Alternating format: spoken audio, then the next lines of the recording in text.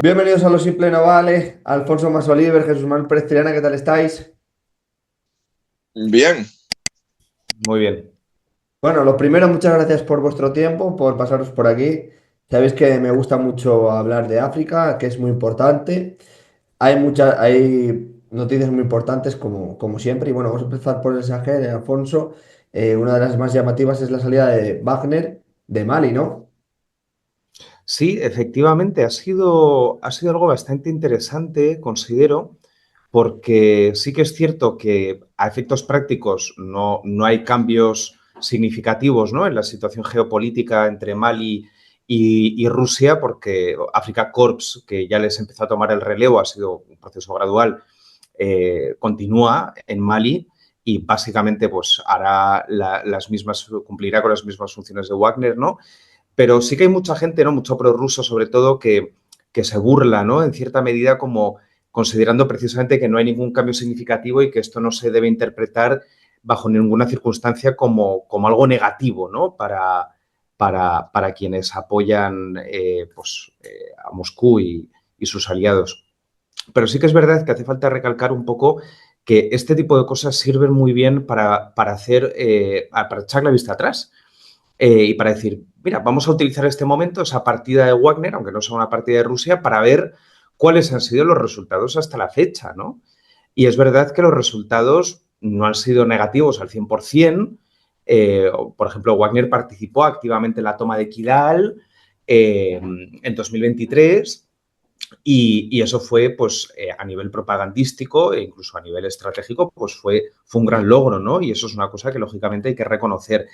Pero luego, por otro lado, mirando ya un dibujo un poco más general, ¿no?, nosotros vemos que desde que Wagner entró en 2021 en Mali hasta hoy, 2025, la situación ha empeorado. Uno puede buscar excusas o razones, ¿no?, según se mire, pero la realidad es esa, que ha empeorado la situación, ¿no? Y no quiero ir a casos concretos, ¿no? En la masacre aquella en Tinzahuaten, que murieron muchos soldados rusos y que se interpretó como una derrota rusa, bueno, lógicamente en un contexto bélico hay momentos de victoria y momentos de derrota, ¿no? Y hace falta darles la justa importancia, ¿no? Entonces, en lugar de ir a detalles más concretos, pues eso, ese dibujo general, ¿no? Y el dibujo general es que los resultados no han sido buenos. Eh, Ahora mismo que entra Africa Corps ya a tope, ¿no?, al 100%, sí que es verdad que, bueno, pues probablemente veamos cambios más positivos, ¿no? Porque al final el dinero que tiene el Ministerio de Defensa ruso y los medios de que dispone, pues son mayores que los de una compañía militar privada, ¿no? Ya hemos visto, de hecho, esta semana o la semana pasada, no me acuerdo, bombardeos, ¿no? El uso de Su-24, ¿no?, en Mali, cosa que no habíamos visto hasta ahora, ¿no? Entonces, bueno, lógicamente yo creo que para los malienses, en términos operativos, les va a ser bastante más útil, veremos si útil del todo, pero más útil Africa Corps que cuando estaba Wagner solo, ¿no? Jesús. bueno, pues yo siempre insisto en las cosas que ya había dicho antes en Lo Simple No Vale. Lo digo por sí que debe haber dos tipos de espectadores del vídeo: los que nunca nos habían visto y les pilla por sorpresa y entonces tenemos que contar nuevos, y luego los que nos han visto. Y los que nos han visto me habrán escuchado mil veces contar cómo la Unión Europea implantó una serie de medidas, un programa de entrenamiento, por ejemplo, en el caso de Mali. La situación de seguridad empeoró y aparecieron los rusos con sus métodos de sangre y fuego, mercenarios, una ayuda militar, y que contrastaba enormemente pues, con la visión europea de vamos a implantar sistemas de métodos o de trabajo en el que se tengan en cuenta los derechos humanos, el respeto a las minorías. Una de las cosas que, por ejemplo, que trabajó la Unión Europea era luchar contra la corrupción en el tema de los sueldos. Pero aquí han llegado los rusos, que son los que pacificaron Siria, y ya vemos cómo terminó Siria, y vienen aquí con mano dura, ¿no? Y vienen a apoyar a estas juntas militares, poniendo en la mesa lo que no había puesto la Unión Europea. Bueno, ya tenemos el resultado. Estamos viendo que en el caso de Níger, ya habíamos visto que la Junta Militar no estaba nada contenta de sus relaciones en materia de inteligencia con Rusia, y empieza a haber movimientos en ese caso. Aquí lo que hay es un reajuste que no tiene tanto que ver con el fracaso de Wagner y el fracaso de los rusos, sino que tiene que ver con que en los países con gobiernos autoritarios o tendencias autoritarias, tanto como Turquía como Rusia, el manejo o el control de los grupos, perdón, de las empresas militares privadas se ha convertido en una prioridad. O sea, no terminan de encajar los grupos, las empresas militares privadas en gobiernos autoritarios. En el caso de Turquía era Sadat, y ahora se le quiere dar importancia a una cosa que se llama Chanik Academy. Bueno, Chanik que se escribe Chanik, que es el con C, pero se pronuncia Chanik, que es el nombre de un fabricante de armas y es también ahora tiene servicios. Y en el caso de Rusia, lo que hemos visto ha sido una transformación, un poner bajo el paraguas del Ministerio de Defensa, creando pues una organización que agrupe todos los esfuerzos rusos en África. Entonces, ya no solo se trata de que se reorganizan, sino que estamos viendo que la situación general del país se complica, estamos viendo que hay indicios una insatisfacción en las juntas militares porque se abrazaron a Rusia, vendieron que expulsaban a Europa, expulsaban a Occidente y abrazaban a Rusia, y aquí no vemos mucho cambio. Y entonces, una de las cosas que hemos explicado y contado en Osin Sahel, en osinsahel.com, uno, la llegada de material pesado a Burkina Faso, o sea, piezas de artillería autopropulsada y lanzaderas de cohetes. Es decir, si uno compara, como nosotros nos hemos dedicado a contar todo el material que va llegando, pues ahora lo que estamos viendo es que las juntas militares están diciendo, mándennos material más pesado. Lo que nos mandaban de vehículos no sirve, necesitamos artillería. Y ha llegado artillería a Burkina Faso, y el día 1 de junio ya vimos que llegó a través de los telediarios de Mali, que había llegado material pesado ruso, piezas de artillería rusa. Entonces, la conclusión es, hay una reorganización de la presencia militar rusa o del personal militar, en el que el Ministerio de Defensa ruso termina dando en corto a todo el que está allí. Eso de que fuese una empresa privada con intereses privados no gusta, tampoco ha gustado en el caso de Turquía. Los países de la zona no terminan de ver esto, o sea que estamos viendo cambios. En el caso de Mali, ya es el tercer convoy de ayuda militar rusa que llegó, que en marzo vimos la llegada de carros de combate, que hasta ahora no había llegado material tan pesado. Entonces, la gráfica es violencia, muertos, ataques, no para de subir, el material que están mandando los rusos cada vez más pesado, y ahora pues vamos a ver qué va a pasar, si vemos algún cambio, si cambio de estrategia, cambio de táctica, porque no vemos que nadie tenga la solución. No la tuvo la Unión Europea, no lo tienen los rusos, y a ver qué pasa, porque la presión hacia los países del sur aumenta, los ataques, alguien hizo, me acuerdo, contabilizó el número de las últimas semanas de número de soldados muertos, tanto en Mali, en Níger, Burkina Faso, estábamos ya en cientos de soldados en distintos ataques. Sí, ahora, sí, adelante. Sí, es interesante eso que has dicho, Jesús, el tema del material pesado, ¿no? Le está dando vueltas. Y es verdad que cada vez vemos una mayor concentración, pero luego, claro, no lo vemos que lo utilicen tanto. Yo creo que eso es un tema curioso. Obviamente lo utilizan, ¿no? Hablábamos antes de ese Su-24, hablamos, hay alguna imagen de ataques con helicópteros. Los drones, por supuesto, los utilizan mucho. Pero claro, entendamos que todos estos vehículos, todos estos materiales, los sistemas antiaéreos que llevaron a Níger y tal, hay que tener en cuenta, yo creo, dos cosas importantes, ¿no? La primera, el clima en el que se están desenvolviendo, ¿no? Es decir, es un clima que castiga a la maquinaria, ¿no? Es un clima que requiere una constante reparación, un constante mantenimiento, que no mandas el vehículo y ya te dura la tira de años, ¿no? De hecho, yo hace no mucho estuve en Mauritania con la Guardia Civil y me contaban, ¿no?, que habían dado una serie de quads a la Gendarmería mauritana para sus labores de control de fronteras, que los quads se fueron al garete por la arena, por el polvo tal, y ahí están en el garaje, pues, muertos de risa, ¿no? Y eso pasa constantemente, ¿no? Al final, por eso vemos que generalmente utilizan un tipo de vehículo que, bueno, pues es más adepto, vamos a decir, a su terreno, ¿no? Y luego, por otro lado, no olvidemos que países como Mali, por ejemplo, viven crisis constantes de combustible.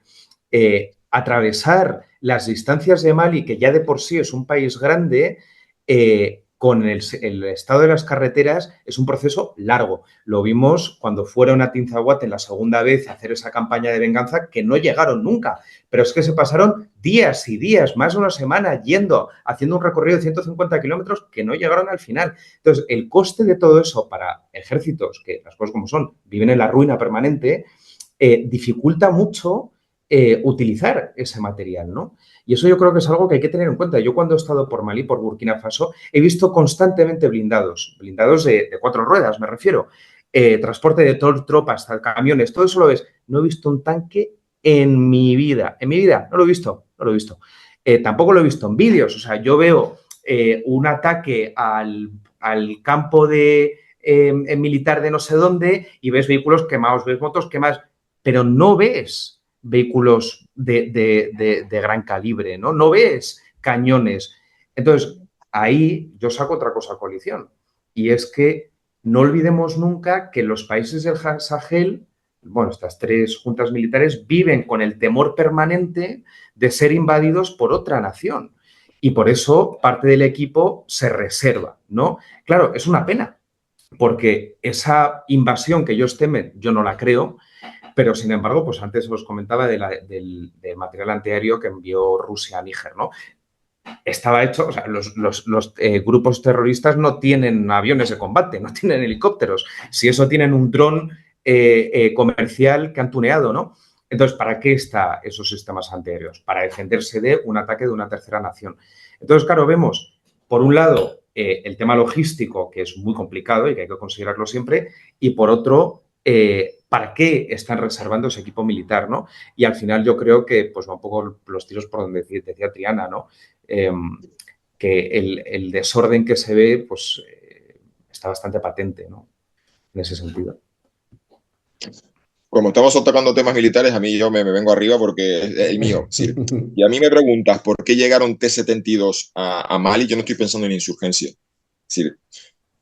La llegada de material muy pesado. Yo he hablado de la llegada de material pesado al Sahel, pero aquí hay 2 tipos de material pesado. Está, cuando digo material pesado, está hablando de la artillería. Digo, evidentemente, esto, si tú vas a asaltar un poblado, vas a asaltar un oasis, vas a asaltar un pueblo, pues desde decenas de kilómetros los puedes atacar. Pues a lo mejor después de todas las debacles que han sufrido, contar con lanzaderas de cohetes y artillería, eso les ayuda ofensivamente en la parte de donde están tanto los separatistas tuareg, donde están los yihadistas. Pero hay otro tipo de material que habéis mencionado, hemos mencionado, que es el de los carros de combate T-72. ¿Y qué me viene a mí a la cabeza? Pues a mí me viene a la cabeza golpes de Estado. Es decir, lo que estamos aquí viendo es que las juntas militares han dicho, mándame material pesado porque yo no me fío ni de mi propio ejército. Entonces, déjame crear una unidad pesada con carros de combate, con blindados de cadenas para generar un batallón de guardia presidencial, porque el día que el regimiento que tenga camiones y vehículos ligeros que están en la otra ciudad y que quieran avanzar sobre la capital, yo me voy a sentir protegido con esos carros de combate. Y luego también hay un cierto valor político en esto, porque es una de las cosas que veo yo de los influencers y de las redes africanas, y es que cuando llega ese material, te dicen, mira, los rusos sí que son amigos nuestros, que nos mandan carros de combate, no como los europeos que nos mandaban todoterrenos y vehículos ligeros. Estos son, aquí están poniéndolos sobre la mesa. La pregunta es, ¿esto es útil? Realmente no, pero da un mensaje a decir, mirad, vamos en serio, mano dura, mirad este mensaje que estamos dando a la población. Los rusos son auténticos y verdaderos amigos que se preocupan por nosotros y nos ayudan a tener unas fuerzas armadas contundente. ¿Qué pasa? Que el carro de combate, si uno hace un cálculo simple, es una cuestión de cálculo. ¿Cuántos litros consume de combustible a la hora? ¿Dónde está Bamako? ¿Dónde está Gao? ¿Y dónde está Timbuktu? ¿Y dónde está Kidal? Esos carros de combate no van a salir nunca de la capital. Son el seguro de vida. O sea, de la misma forma que cuando Wagner entró en la República Centroafricana, una de las cosas que hicieron fue entrenar a la Guardia Presidencial, y hemos visto a muchos presidentes de junta militar con unos tipos blancos de ojos claros, pero bueno, tapados con las gafas de sol y con el pasamontañas aquí, pero que sabes que son rusos.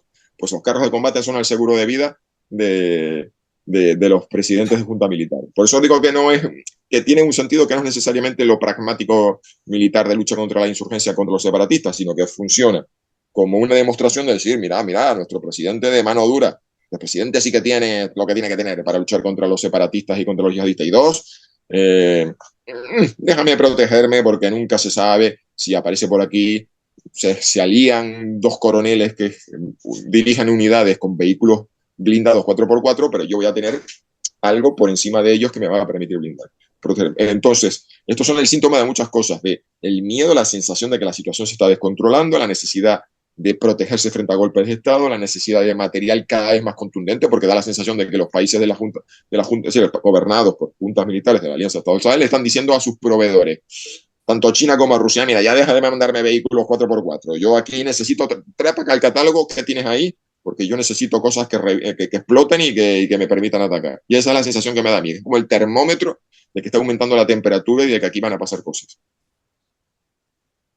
No sé si quieres añadir más algo de Mali o de Sí, Venezuela. literal, es que pienso lo mismo, o sea, no hay nada más que añadir, porque es eso, literal, No, efectivamente. no te estaba contradiciendo, sino que estaba No, rellenando los no, huecos, perdona. estabas Decir, oye, complementando y y efectivamente. había algunos huequitos de yo que soy el friki de lo militar, pues te digo cómo encaja eso, pero la visión que tenemos es exactamente igual. O sea, no te estoy enmendando la plana ni negando la mayor, no, sino que aquí estamos viendo que está subiendo la temperatura y aquí están pasando cositas.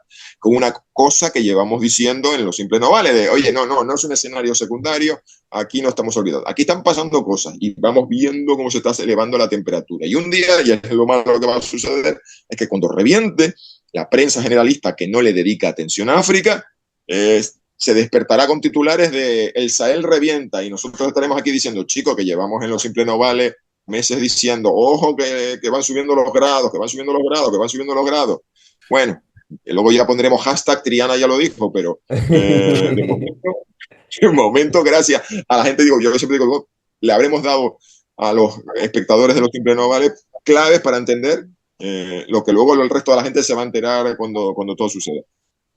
Togo también, y Estados Unidos, ¿no? Uh Importante -huh. lo que está sucediendo. ¿Quién quiere hablar o empezar por ello? ¿Por qué? ¿Por Togo? Sí. Dale tú, Triana, luego te sigo. Mira, a ver, cuando digo que los efectos, pues teníamos el mapa de Alianza Estado de Israel y yo creo que esto ya sería un ejercicio interesante que hacen las organizaciones como ACLED, ¿no? Que van poniéndote en el mapa los mapas de calor de ataques. Y esto da la sensación de que van bajando por los estados del Sahel, pa. Y yo me acuerdo cuando estalló el primer IED, el primer vehículo militar de Ghana que se encontró un explosivo y aquello fue como un evento. Y uno miraba el mapa y era como mapa de calor de la triple frontera, Burkina Faso, Níger y Mali, y uno podía poner las chinchetas de lo que había pasado en Costa de Marfil, Ghana, Togo y Benín. Es decir, no, es una... Bueno, pues ese mapa de calor empieza cada vez a bajar, a bajar. Y yo creo que ya estamos en un momento en el que te empiezan las chinchetas que hay que poner en el mapa y ya no nos caben las chinchetas porque se tropiezan. Y entonces empiezan a haber una serie de incidentes que ya no son una pequeña explosión que debería un vehículo y mueren unos soldados. Ya empezamos a ver tiroteos, emboscadas y entonces el movimiento de países Europa, Estados Unidos, en la última, hace poco, esto de uno de los artículos que sacamos en Alianza, en Ocin Sahel, sobre cómo, como no podía entrar Occidente en las alianzas de Estados de Sahel, pues ahora entonces uno mira en el mapa y están intentando aproximarse a todos estos países. ¿Qué pasa con Togo? Si uno piensa que racionalmente la estrategia de Estados Unidos tiene que ser intentar ser amigos, tocar en la puerta de todos estos países, pues resulta que Togo aparece en la lista de países afectados por las restricciones de Estados Unidos para la entrada. Es decir, estaban la prohibición total a los ciudadanos de Chad y la prohibición parcial de toda una serie de visados para Togo. Entonces, tengo la sensación de que aquí el departamento que lleva el tema de inmigración y Africón, que depende de defensa, van a chocar. El presidente de Chad ha dicho muy bien, no nos dejan entrar a ningún ciudadano de mi país en Estados Unidos, pues prohibimos la entrada de estadounidenses. Y todo, la verdad que no he sido capaz de encontrar una reacción más allá de, bueno, pues de la queja. Y también Guinea Ecuatorial también se vio afectada, que dicen, bueno, pero si nosotros tiramos de estadísticas, si hay nada más que 50 entradas de ciudadanos de Guinea Ecuatorial en Estados Unidos, no nos afecta. La visión del vicepresidente Teodorino Obiang no nos afecta. Pero tengo la sensación de que falta otra vez nos encontramos una falta de estrategia coherente. Señores, pero no habían decidido ustedes que iban a intentar llevarse bien con los países del Golfo de Guinea, todos los países ribereños, para intentar asentarse allí, que había un interés de Estados Unidos de instalar bases militares en Costa de Marfil y en Benin. Y ahora la política de lucha contra la inmigración irregular ha hecho saltar esto. Más allá que, por cierto, aparte tenemos unos disturbios y protestas contra la familia, es decir, contra un gobernante y la prolongación de los gobernantes eternos ya 50 años de sucesión de clanes familiares allí en Togo. Pero yo lo que me quedo es con esto, la falta de coherencia. Si pensábamos que Rusia lo puede tener un poco complicado, pues ahora resulta que Estados Unidos tampoco tiene una estrategia coherente y le dedicamos un artículo en Ocin Sahel. Pues nada, la sensación es que los problemas crecen y encima no vemos estrategias coherentes. Alfonso. Sí, tienes razón, Triana, ¿no? Es verdad que no estamos viendo la coherencia, la cohesión, ¿no? En la estrategia a seguir. Bueno, a ver, sí que es verdad que se dice que Africom, me imagino que sabes que Africom a lo mejor se disgrega y se vuelve a meter en el comando europeo. Sí, sí, sí, Claro, eso lo hemos... eso nos dice mucho, ¿sabes? Eso nos dice ya qué postura está tomando Estados Unidos con respecto a la seguridad africana y con respecto a sus relaciones con el continente africano, ¿no? Que yo lo entiendo, hombre, dado que el presupuesto que dedicaban al Africom tampoco es que fuera aquí, ¿sabes? Yo no lo interpreto como falta de presupuesto, yo lo interpreto como falta de interés. Eh, claro, viendo qué países, ¿no? Hablábamos de Togo. Togo es un país que se ha mostrado muy partícipe de juntarse con la Alianza de Estados del Sahel. Lo ha dicho su Ministerio de Exteriores en diversas ocasiones, ha comentado en alguna entrevista la posibilidad de hacer un referéndum entre la población togolesa, que lo de hacer un referéndum en Togo es una cosa un poco curiosa, dado que tiene un gobierno autoritario de la tira de años.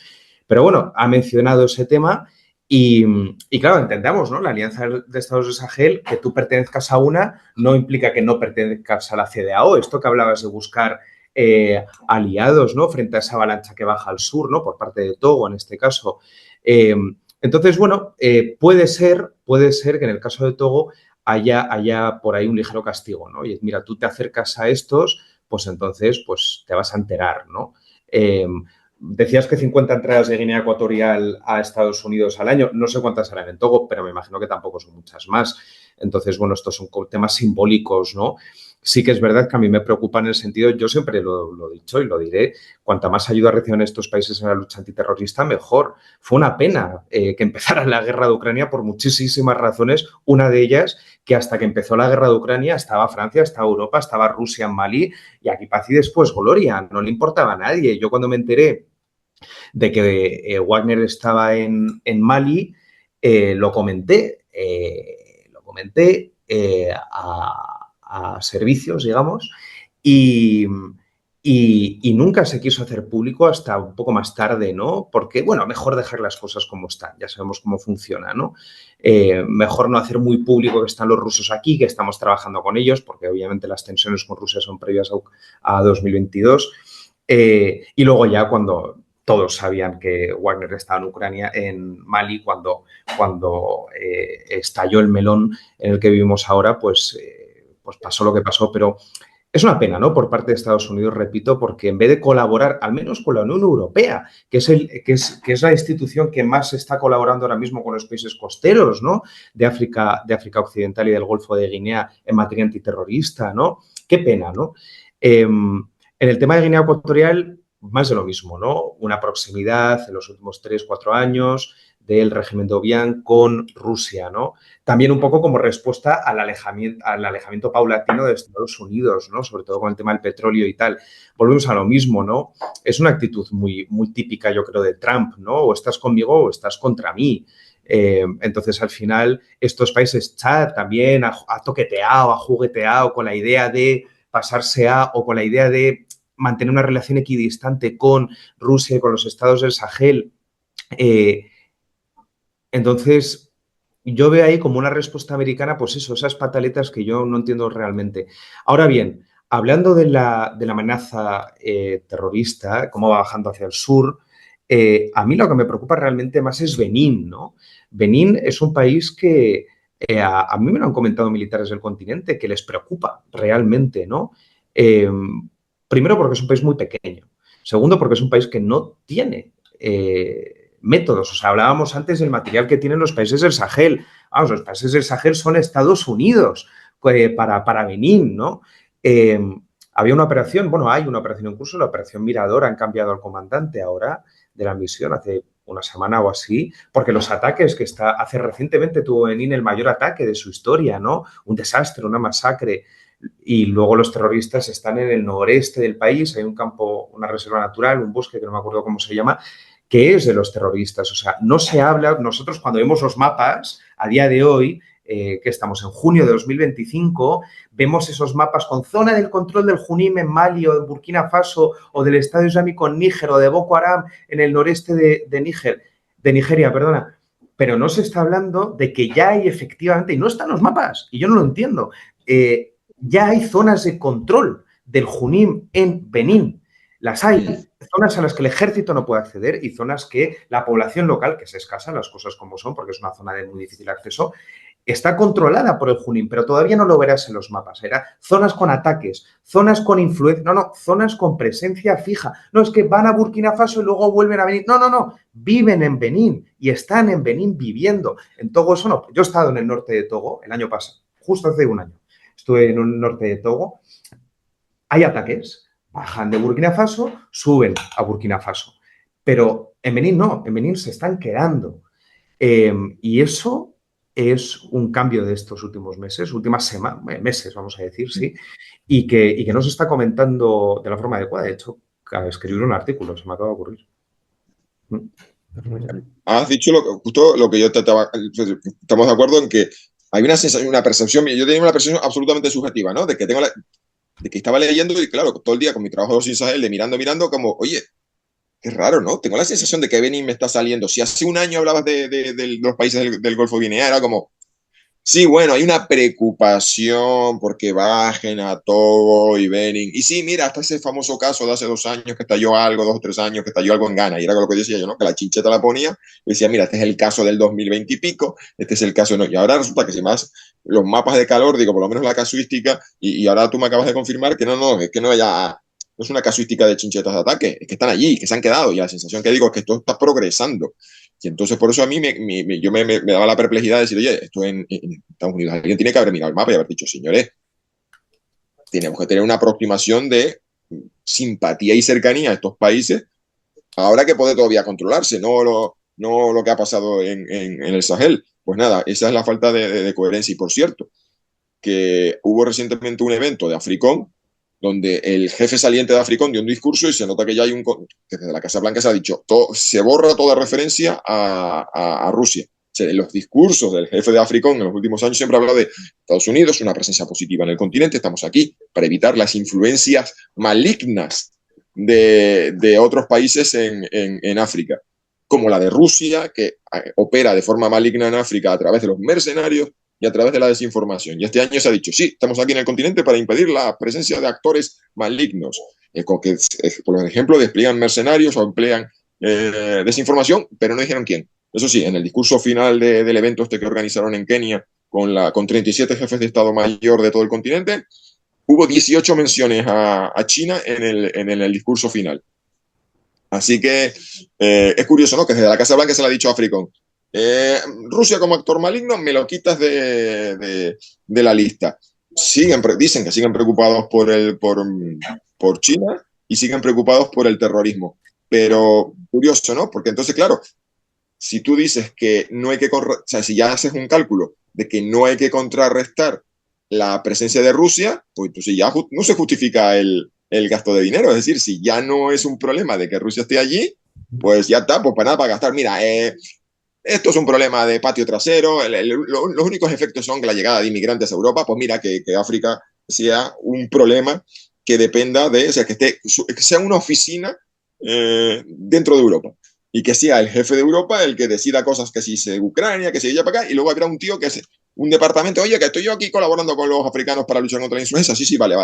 Ya mañana lo vemos. Pero ya no va a ser un mando regional, va a ser una oficina. Todavía no se ha confirmado. Pero va por ahí. Pero ya estamos viendo que en Estados Unidos han dicho, bueno, ¿y por qué tenemos que estar nosotros allí contrarrestando la presencia rusa? Porque eso no lo vemos problemático. La de China sí.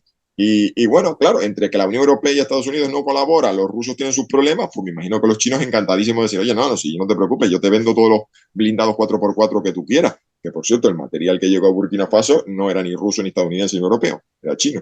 Igual que todos los blindados que han llegado a Burkina Faso. Entonces, el tablero de juego sigue abierto y aquí las decisiones parece que es como dejar espacio. Luego nos quejamos, luego se producen papers, hay conferencias, se publican libros de, uy, no, es que nos están comiendo la tostada, estos de aquí y estos de allá. Y digo, pues chicos, no sé, tómatelo en serio un poquito. Pues sí. Bueno, chicos, no sé si queréis añadir alguna cosa más. Si no, otro día quedamos y seguimos hablando de la Sí. actualidad.